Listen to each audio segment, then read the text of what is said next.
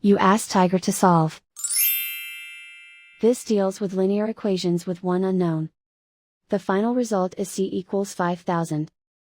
Let's solve it step by step. Swap sides. Group all constants on the right side of the equation.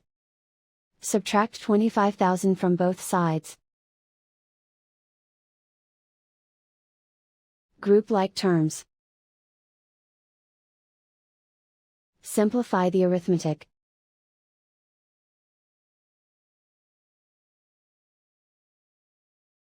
Isolate the c.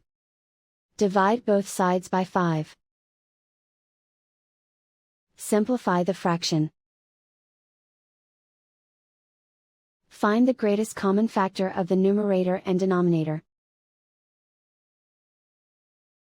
Factor out and cancel the greatest common factor. And so the final result is c equals 5000.